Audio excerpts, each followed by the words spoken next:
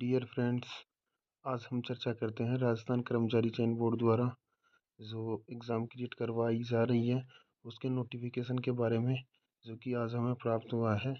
इसमें पहला ही जो पॉइंट दिया गया है वो तो बताया गया है कि हिंदी और इंग्लिश की कितने कितने मिनट की डिक्टेशन होगी, यानी कि ऑडियो कितने कितने मिनट का बोला जाएगा और कितने कितना ट्रांसक्रिप्शन का समय अपने को मिलेगा। जैसे कि इसमें बताया है 10 मिनट का अपना डिटेक्शन होगा इंग्लिश का, और 60 मिनट अपने को उसके ट्रांसक्रिप्शन में मिलेंगे। और वैसे ही हिंदी का होगा अपना 10 मिनट का, जो कि 100 की स्पीड से बोला जाएगा, और 70 मिनट इसके अंदर, यानी 10 मिनट एक्स्ट्रा इसमें टाइप करने को अपने को मिलेंगे। और दोनों ही ना 100 नंबर के होंगे, दोनों ही टेस्ट 100 नंबर के होंगे। अब इसमें देखो दिखाया गया कि हिंदी और अंग्रेजी की मुख्य श्रुतिलेख ऑडियो क्लिप 10-10 मिनट के लिए चलाई जाएगी। हिंदी अंग्रेजी ऑडियो क्लिप 100 शब्द प्रति मिनट, यानी 100 की स्पीड से अपना जो टेस्ट होगा वो कितने की स्पीड से, 100 शब्द प्रति मिनट की स्पीड से होगा। और इसमें है मॉक टेस्ट ट्रायल हेतु 5 मिनट का समय दिया जाएगा। यानी कि कह रहे हैं कि अपने को एग्ज़ाम से पहले 5 मिनट का मॉक टेस्ट के लिए, यानी कि टेस्ट के लिए 5 मिनट का समय दिया जाएगा, जिसमें 1 मिनट की ऑडियो क्लिप, यानी कि 1 मिनट की ऑडियो क्लिप भी सुनाई जाएगी, जिसको आप देख के और सुन के लिख सकते हो, और उसको अपने को हिंदी अनुवाद करने की ज़रूरत नहीं है।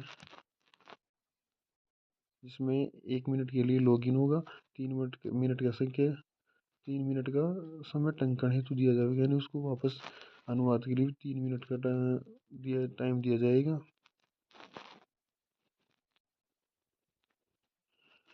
पूर्ण ट्रायल गंतव्य का श्रुतिलेख ऑडियो सिस्टम के माध्यम से उसी गति से चलाया जाएगा। गति में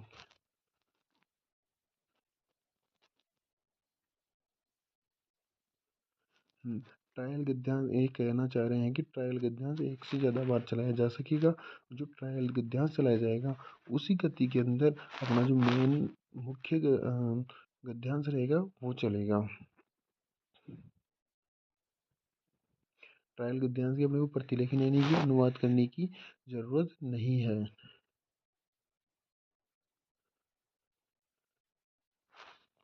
अब ये देखो, ये कह रहा है कि श्रुतिलेख यानी कि डिक्टेशन में अर्धविराम को कोमा बोला जाएगा। अर्धविराम जो होगा उसको कोमा बोला जाएगा, पूर्ण विराम को स्टॉप बोला जाएगा। जो पूर्ण विराम है उसको स्टॉप बोला जाएगा, तथा अनुच्छेद परिवर्तन यानी कि पैराग्राफ हो चेंज, या फिर नेक्स्ट नेक्स्ट पैराग्राफ जहाँ पे चेंज होगा उसको पेरा बोला जाएगा। दोनों के हिंदी और अंग्रेजी दोनों के अंदर 1000 शब्द अपने को मिलेंगे, और 100 की स्पीड से डिटेक्शन बोली जाएगी। तो देखिए आगे देखते हैं दोस्तों। आगे ये कह रहे हैं कि श्रुतिलेख का प्रतिलेखन एवं टंकन कंप्यूटर पर होगा, यानी कि कंप्यूटर पर ही होता है, जैसा कि पहले अपना पिछली बार हुआ है। बाकी ये कह रहे हैं कि हम हिंदी और अंग्रेजी में प्रत्येक सही शब्द पर 0.1 अंक निर्धारित होगा, यानी एक शब्द 0.1 नंबर का होगा, यानी एक अगर शब्द गलत होता है तो हमारा 0.1 नंबर काट लिया जाएगा। अब ये कह रहे हैं कि अभ्यर्थी द्वारा किए गए प्रतिलेखन एवं टंकन कार्य के मूल्यांकन हेतु अंकों की गणना प्रक्रिया में निम्नलिखित त्रुटियों के अंक नहीं दिए जाएंगे। यानी कि अगर आप कोई गलत वर्ण टाइप करते हो तो आपके नंबर काटे जाएंगे। कोई शब्द या अंक लिखना, कोई शब्द या अंक अगर आप गलत लिखते हो तो आपके नंबर काट लिए जाएंगे। वर्णों शब्द में अंकों का छूटना, कि कोई अगर वर्ण छूट जाता है, शब्द छूट जाता है, अंक अगर छूट जाता है तो आपके नंबर काट लिए जाएंगे। और शब्दों या अंकों के स्थान पर दूसरे शब्द, यानी कोई शब्द रिप्लेस होता है तो आपके नंबर काट लिए जाएंगे।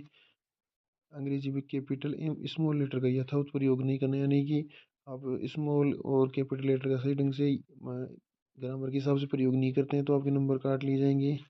हिंदी में मात्राओं के गलत प्रयोग करने पर आपके नंबर काट लिए जाएंगे। और अगर फ़ॉन्ट की बात करें तो अपने इंग्लिश में तो कैलिब्री फ़ॉन्ट जो रेगुलर आता है वही फ़ॉन्ट रहेगा, और हिंदी के अंदर डेवलेज 010 फ़ॉन्ट का यूज़ किया जाएगा। और इसमें उदाहरण भी, जो अपनी त्रुटियों के उदाहरण है वो भी इसके अंदर दिखाए गए हैं।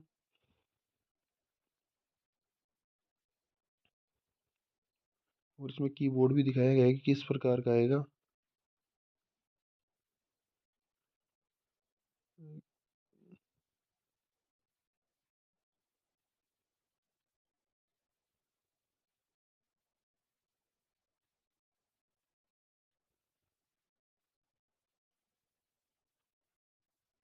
अब ये भी कह रहे हैं कि परीक्षा अभ्यर्थी परीक्षा हॉल में अपनी जगह पर बैठने की पश्चात कंप्यूटर में लॉगिन करके अभ्यास परीक्षण में अपने कीबोर्ड एवं माउस का परीक्षण कर ले, यानी वो अपने स्थान पर बैठकर माउस एवं कीबोर्ड का परीक्षण अच्छे से कर ले, सुनिश्चित कर ले। क्योंकि ये कहना चाह रहे हैं कि कंप्यूटर सही ढंग से कार्य कर रहा है, अथवा अगर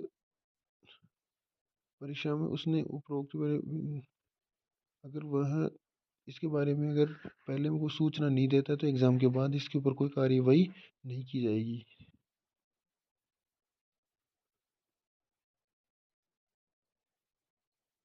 हाँ, ये एक चीज़ और है कि अगर इस एग्ज़ाम से रिलेटेड आपको कोई शिकायत करनी हो तो 24 घंटे के अंदर अंदर बोर्ड के अंदर इसकी शिकायत कर सकते हैं। इसके बाद आपको इसके ऊपर आपके अभ्यावेदन यानी इसके आपके आवेदन पर कोई विचार नहीं किया जाएगा।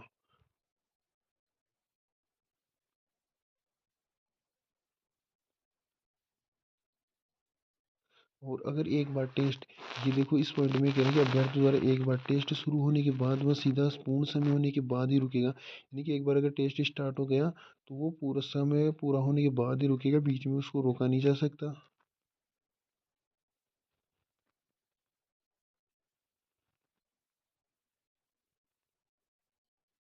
और ये भी कहना चाह रहे हैं कि आप अपनी तरफ से परीक्षा के अंदर ना किसी प्रकार का इलेक्ट्रॉनिक आइटम नहीं लेके जा सकते या फिर यूज कर सकते हैं, ना ही मोबाइल फ़ोन का यूज़ वहाँ पे कर सकते हैं।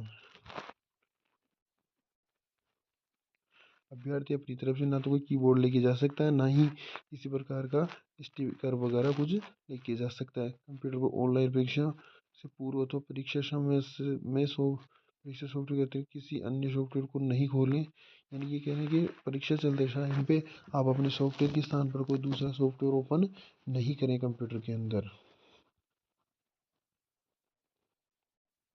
और एक चीज़ इसमें है, परीक्षा के दौरान कंट्रोल की का उपयोग नहीं करें, यानी कि कंट्रोल की का किसी कंट्रोल के माध्यम से अपने की यानी कि कंट्रोल की का उपयोग अपने को एग्जाम के अंदर नहीं करना है दोस्तों।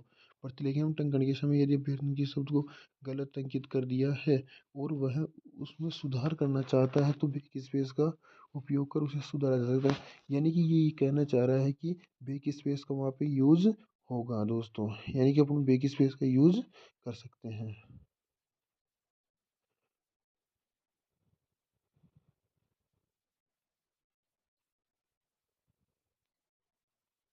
और ये भी कहना चाहते हैं कि कंप्लीट संपूर्ण परीक्षा के अंदर माउस का यूज़ आपकी जहाँ जहाँ आपको माउस के यूज़ की ज़रूरत पड़े आप तो माउस का यूज़ कर सकते हैं दोस्तों, अपने को जहाँ भी की माउस का यूज़ करना पड़े वो कर सकते हैं।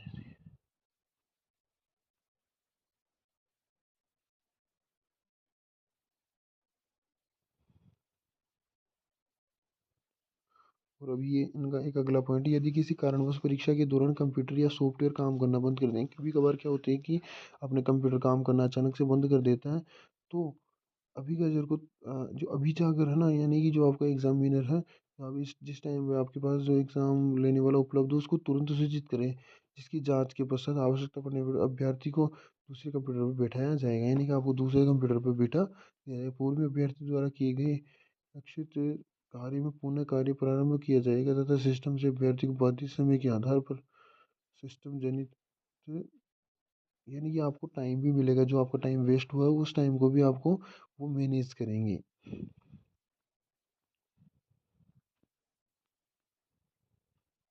और ये एक पॉइंट ये भी है कि अभ्यर्थी लैब को परीक्षा कक्ष को परीक्षा उपरांत वीक्षक यानी वीक्षक जो आपका एग्जामिनर जो आपके एग्जाम लेने वाला होगा उसकी अनुमति के बिना आप परीक्षा हॉल को नहीं छोड़ेंगे।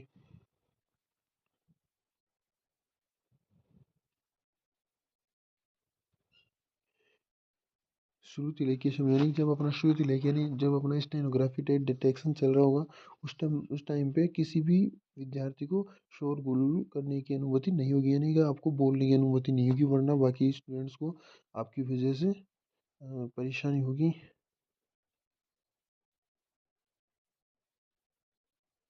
किसी भी अभ्यर्थियों द्वारा परीक्षा के दौरान उत्पन्न करने पर अभ्यर्थियों को परीक्षा उसे उन्होंने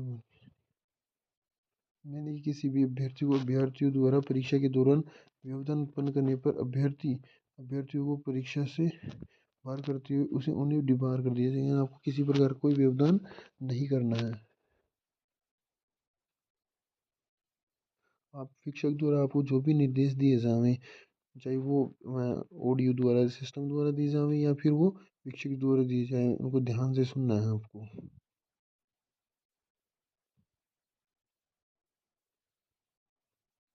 और अगर आप एक बार एग्ज़ाम लैब में एंटर कर गए तो आप जब तक बाहर नहीं आ सकते जब तक आपकी एग्ज़ाम ख़त्म नहीं होती है दोस्तों। बेंचमार्क नियोग्यता वाले व्यक्तियों को चरण सेकंड में आशुलिपिक परीक्षण में लेखक की सुविधा अनुज्ञेय नहीं होगी। यानी कि जो बेंचमार्क या फिर जो ये होते हैं ना अंधता या फिर अल्पदृष्टि वाले, इनको इस टेस्ट में बैठने की अनुमति नहीं है।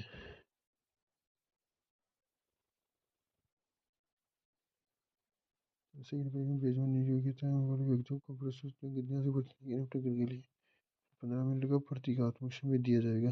यानी कि कह रहे हैं कि इनको बैठने की,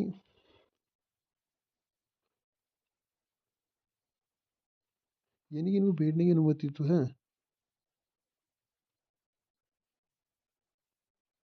यानी कि इनको 15 मिनट का टाइम भी एक्स्ट्रा दिया जाएगा। इनको बैठना भी है और इनको 15 मिनट का टाइम भी एक्स्ट्रा दिया जाएगा दोस्तों। और इसी प्रकार जैसा कि हमने पूरा नोटिफिकेशन रीड किया है, इसमें कोई विशेष बात नहीं है, नॉर्मल एक एग्ज़ाम टेस्ट है। 100 की स्पीड से होगा, 10 मिनट का टेस्ट होगा और इस हिंदी को अपने को 70 मिनट में इसका ट्रांसक्रिप्शन करना है दोस्तों। और फिर मिलते हैं आगे। वैसे इसका अपना एग्ज़ाम से 15 दिन पहले इसका मॉक टेस्ट आ जाएगा, जिससे अपने को पता चल जाएगा किस प्रकार का अपना टेस्ट आने वाला है। इसी के साथ मिलते हैं अगले वीडियो में दोस्तों। जय हिंद, जय भारत।